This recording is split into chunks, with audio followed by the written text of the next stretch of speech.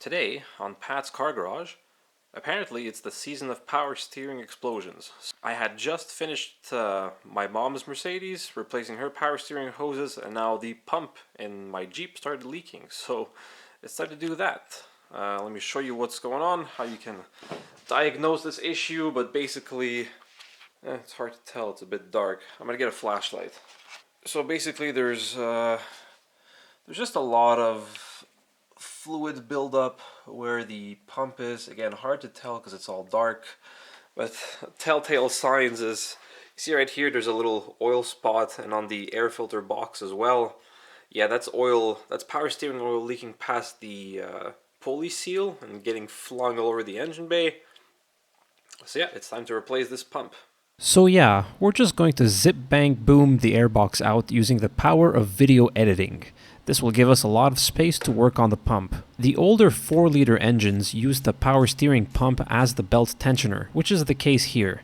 To remove this style of pump, first you loosen the top pivot bolt, one hidden nut or bolt, I forget which, under the pump. It's accessible through the front, and then there's 2 nuts from the back which you can get to between the pump and the intake manifold. Then you can loosen the tensioner to get the belt off the pulleys. Newer 4-liter engines have an automatic belt tensioner, which you can just slacken to get the belt off, and simply remove the pump from its bracket.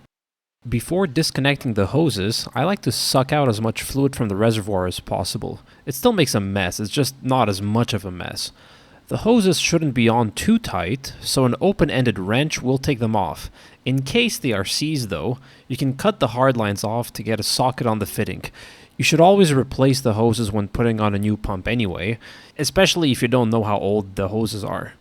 Usually all these things start leaking together. I did put the new pressure hose on the steering gearbox right away, finger tight only. It's just to stop crap from falling into the open port. Finally, we can remove the bolt and nuts holding the pump to the bracket.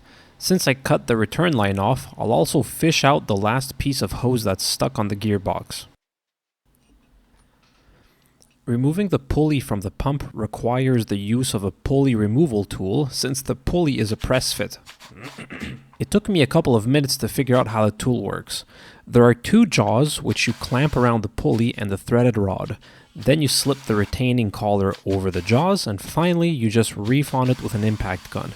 It took a surprising amount of force to slide the pulley off. New pumps also don't come with a bracket, so you have to swap over the bracket from your old pump.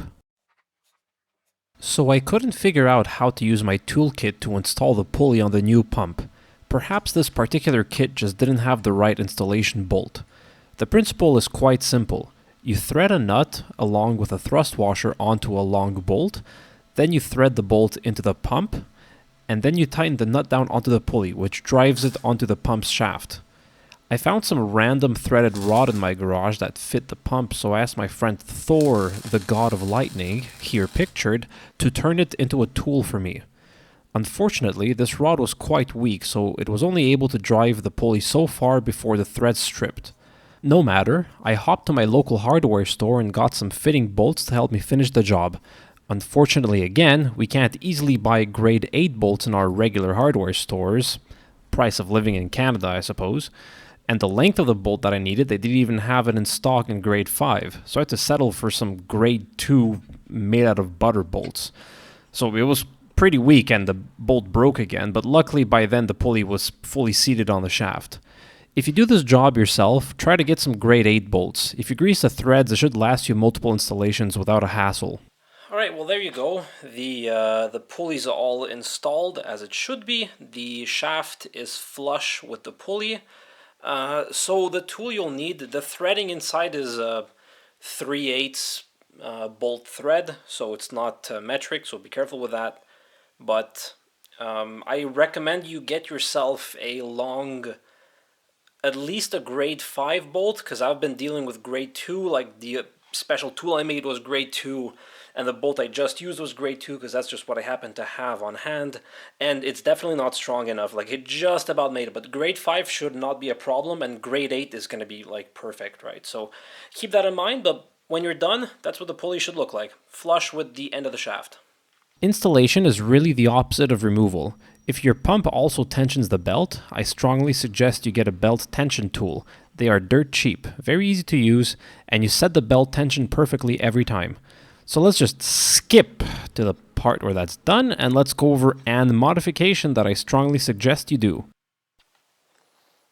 So we're gonna go ahead and ignore the zip-tied transmission cooler for now. That was an emergency fix that I have to address properly. I have to build a bracket to hold the cooler up, but I also need to get some fittings, some 90-degree fittings for the cooler lines. So that's going to be in the future. For now, this actually still works, so I'll just leave it be. The modification in question is fitting a power steering cooler. You don't need a big one, but bringing those power steering temps down will extend the life of the pump and seals. You don't really need an inline filter like some people like to use, just make sure you cover any exposed ports while working on your system to keep dirt out. Oh yeah, there you go. Nothing more permanent than a temporary solution. Love it. Installing the cooler is very easy. You just need to find a good place for it and hook it up on the return line between the steering gear and the pump. Ironically, I used zip ties again to mount the cooler, but this one doesn't have any bolt holes, so you take what you get out in the bush. Bleeding the power steering system is pretty straightforward. Lift the front of the car up so the wheels are off the ground, fill the reservoir with fluid, move the steering wheel from lock to lock, fill the reservoir up again, start the engine, move the steering wheel from lock to lock again a few times, refilling the reservoir as necessary. Eventually, it will stay full, and then you're on your way. By the way, I am aware that one of my headlights wasn't working. It was a loose pin in the headlight plug that I've since fixed. Well, that's it for this video. Hope you enjoyed, and see you next time.